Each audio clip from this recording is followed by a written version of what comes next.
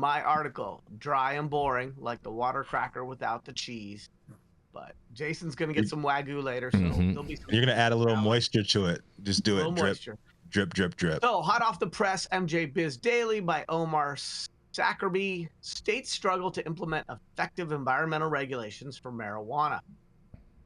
When it comes to being environmentally friendly, there are things marijuana businesses can do voluntarily and things that states mandate they do. Like any type of business, marijuana companies are required to comply with environmental and energy regulations laid out by their respective states. Such regulations can include how to treat or dispose of wastewater and adhere to energy efficiency standards that often require specific lighting or heating, ventilation, and air conditioning equipment. The cannabis industry's outsized impact on the environment, especially high energy and water use, increasingly is catching the attention of regulators, and some states are developing marijuana-specific environmental regulations in response. Energy efficiencies was a bit of an afterthought as states were putting these rules together, said Sam Milton, principal of Portland, Maine-based Climate Resource Group, a consultancy specializing in indoor horticulture. It's just not, frankly, a huge priority of regulators or the commissions, he said. The environmental stuff gets shunted aside. Adopting environmental regulations. States that have taken cannabis-specific environmental action include California, Illinois, Massachusetts, Michigan, and New York.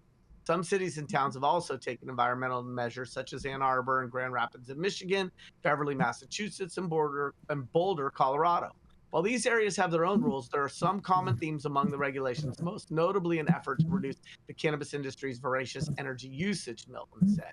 The first theme is how do we limit the overall energy intensity of the industry, the lighting, the HVAC. These are the two biggest areas that comprise cultivators' energy use, he said.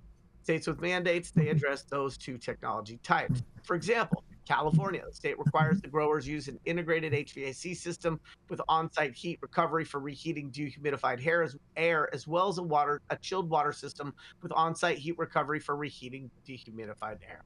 Massachusetts, the grower's lighting power intensity may not be higher than 36 watts per square foot of canopy, essentially a 576 watt bulb for a 4x4 grid.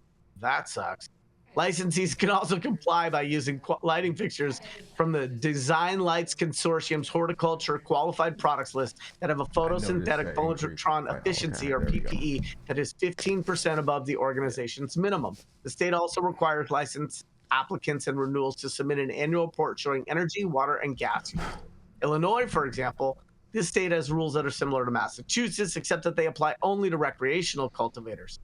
Illinois cultivators, depending on their size, must use ductless split HVAC units, variable refrigerant flow HVAC units, or similar energy-efficient HVAC options. Illinois also mandates automated watering systems and equipment for capturing condensate. New Jersey and Oregon, cultivation the license applicants must submit energy and water use plans as well as wastewater management plans. New York and Vermont, all licensees require licensed applicants and renewals to submit an annual report showing their energy, water, and gas use. Regulatory environment is difficult. While Milton and other industry sustainability advocates welcome a bigger focus by state to make it for a greener cannabis industry, they say the measure often have only marginal impact. One problem is that these regulations are hard to enforce, Milton said. An exception is Massachusetts, which requires an independent third-party energy evaluator to certify that licensees are complying with environmental rules. Evaluators check what type of lights are being used, how many there are, and the lighting layout. He also believes the state regulators tasked with crafting and enforcing environmental rules should be educated on cannabis sustainability issues. The regulators need to get educated around what the regulations actually entail, Milton said. They have a checklist of stuff they need to be checking for in a facility. All the aspects, especially the energy place, can be very technical. The inspectors are often not qualified to be inspecting for energy and environmental rules and regulations. Beyond that, regulators need to educate growers about the rebates that are available to them when they buy energy-efficient equipment. Incentives and information about that is now more effective than regulation that deter somebody, Milton said. Okay, so let me kick this off. I'm all for energy efficiency. Y'all know I'm a big old hippie named after a medicinal flower, and I'm going to save every sea turtle, and I'm going to make sure that we acknowledge that climate change is a thing and that we need to offset our carbon footprint. That said, there was a study done many years ago by, I believe, an applied economist at Colorado, some university in Colorado, about the impacts of indoor cultivation. And that became a Bible for people's criticism of indoor cultivation. And what that scholar author used was low efficiency 1,000-watt high intensity bulbs in uninsulated warehouses in Los Angeles, and used it as this example that the industry was just power hogs. It didn't take into account energy efficient LED lights. It didn't take into account recapturing the water from dehumidification processes. It didn't take into account buildings that could be insulated and be more energy efficient. And it was contrasted with outdoor cultivation. And then everybody was all about sun-grown. Now, I'm all about sun-grown for the terroir and the terps, don't get me wrong. But the notion that having all of your employees drive down dirt roads and taking arable land that could have been in food production and all of the inefficiencies of outdoor irrigation is somehow makes indoor cultivation this terrible environmental impact. I think there's some presumptions there that need to be stress tested. The other thing that I would just offer is that cannabis uses more water than grapes. I get it. Don't get me wrong. I'm the guy who likes the Pinot. But on an acre by acre basis, the amount of water that it uses relative to the value as a cash crop that it produces is actually a better return on every drop of water for every dollar realized.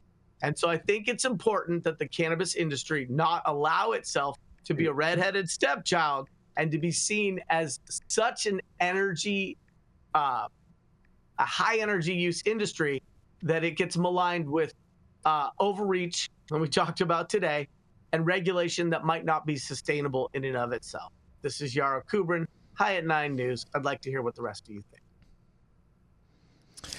I mean, the states are going to continue to struggle with all this. There's going to be an ongoing problem, and I don't see any resolve because the the regulators are going to want more and more restrictions on everything, and it's going to cause people to have more things to do.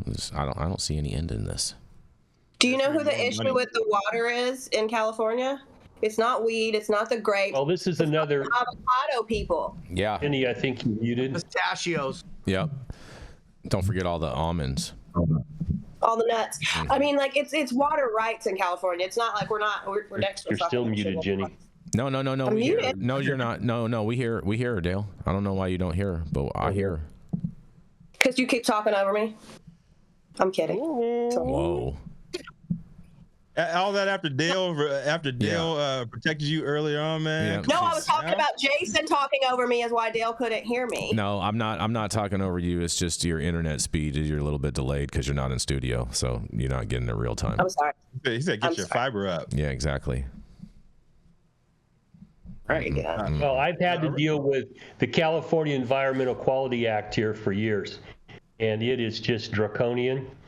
And I saw that the city of San Francisco is going to challenge the EPA on, putting waste out into the ocean. So we'll see if we get some help against the EPA and reining back in some of their perhaps administrative overreach and things.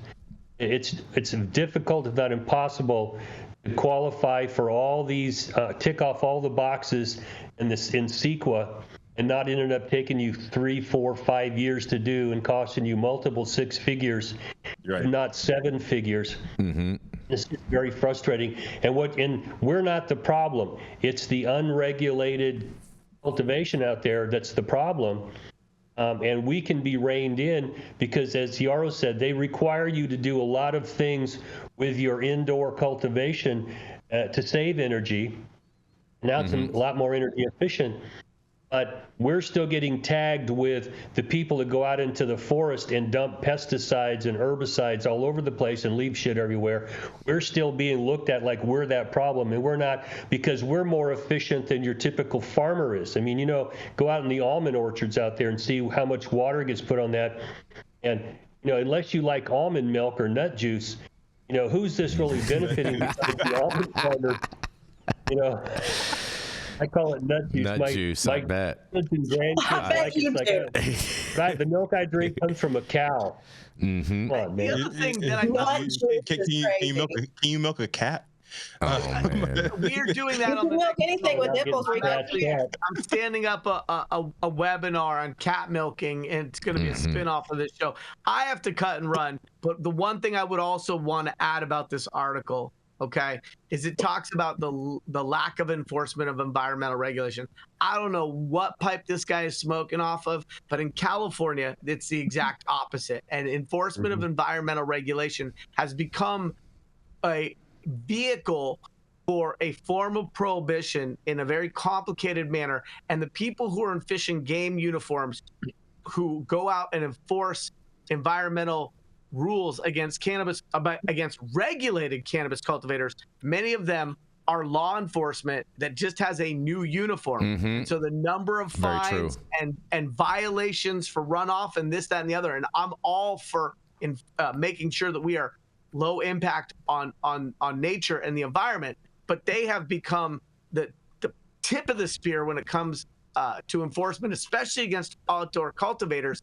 And so, yeah, we can all use the example of some cartel grow on Bureau of Land Management land where there's a bunch of pesticides and everything's just flowing into a stream and the salmon is growing a third eye out of their forehead. And we all know that that's a problem. But this environmental regulation enforcement is systemic in our market, and the people who are doing it are not friendly to the industry. And it's not because they're a bunch of hippies who went to Humboldt State and studied forest management. It's because they're law enforcement people who got a new job doing a similar style of enforcement as they were used to. You know what, Yarrow, you're totally right. One of the first DCC agents that I met, she was her task was to find illegal grows, and she was a former DEA agent, and she said she wanted to get into the business because she wanted to bust grows, and that's why she took the job.